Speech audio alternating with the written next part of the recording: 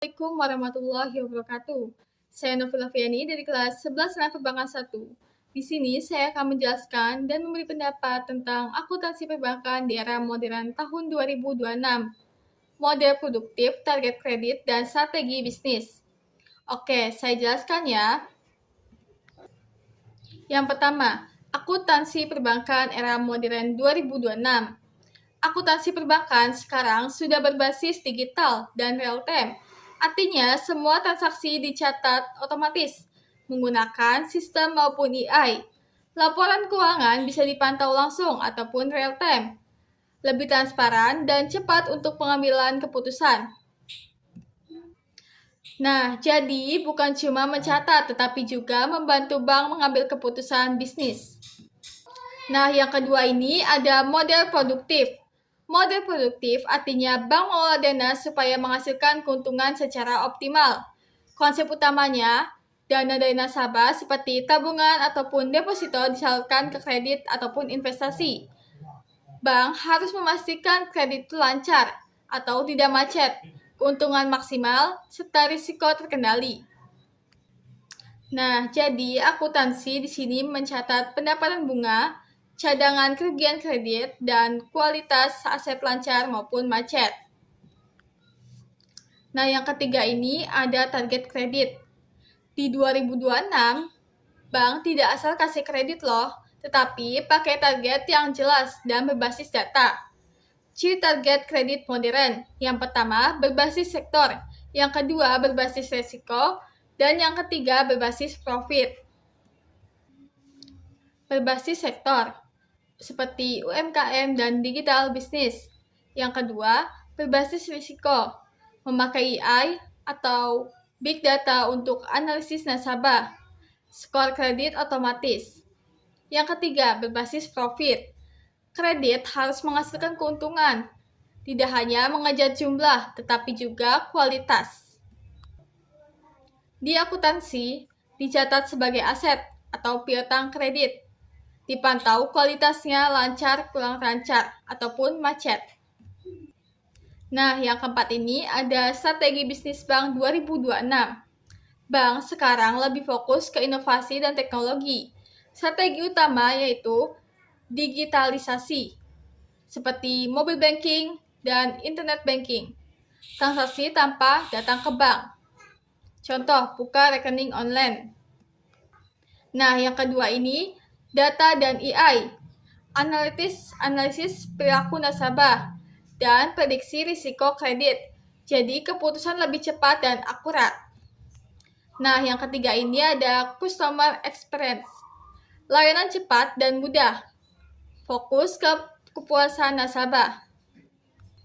Yang keempat ada diversifikasi produk, kredit digital, investasi, dan asuransi. Yang kelima ada sustainability, pembiayaan ramah lingkungan atau ESG. Menurut penjelasan yang tadi saya jelaskan,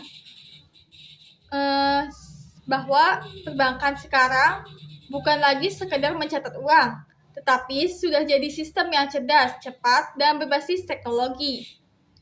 Kenapa ini penting? Karena transaksi sekarang sangat banyak dan cepat online mobile banking. Kalau masih manual, pasti lambat dan rawan salah. Jadi, digitalisasi itu bukan pilihan lagi, tapi kebutuhan. Pendapat saya tentang model produktif. Model produktif menurutku sangat penting dan realistis. Kenapa?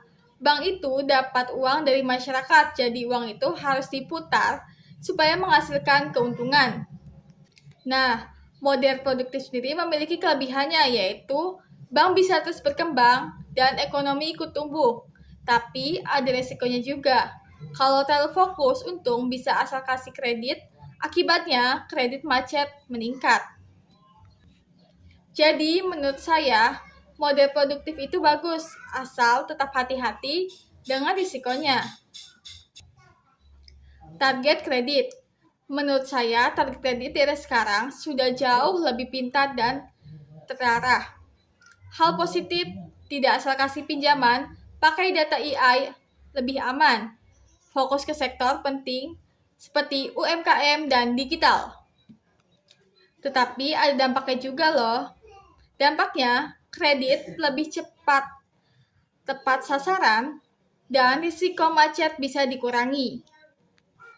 Kekurangan dari target kredit, yaitu kadang nasabah kecil bisa sulit dapat kredit karena sistem terlalu ketat. Jadi, menurut saya harus tetap seimbang antara keamanan bank dan kesempatan nasabah. Menurut saya, tentang strategi bisnis bank.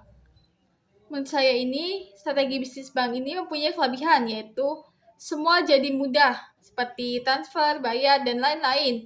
Tidak perlu ke bank, lebih cepat dan praktis. Contoh nyatanya itu ada mobile banking, QR payment, dan buka rekening online. Tetapi ada tantangannya juga loh, keamanan data, dan orang yang tidak paham teknologi bisa tertinggal. Jadi menurut saya strategi digital itu sangat bagus, tapi harus diimbangi dengan edukasi nasabah dan sistem keamanan yang kuat. Nah, jadi kesimpulan pendapat dari saya, secara keseluruhan, akuntansi perbankan di 2026 sudah modern, efisien, dan canggih. Model produktif dan target kredit membuat bank lebih terarah dan untung. Strategi bisnis digital membuat pelayanan lebih mudah dan cepat. Tetapi tetap harus ingat, risiko kredit harus dijaga, keamanan digital harus kuat, dan semua kalangan harus tetap bisa mengakses layanan bank. Segitu saja penjelasan dan pendapat dari saya. Wassalamualaikum warahmatullahi wabarakatuh.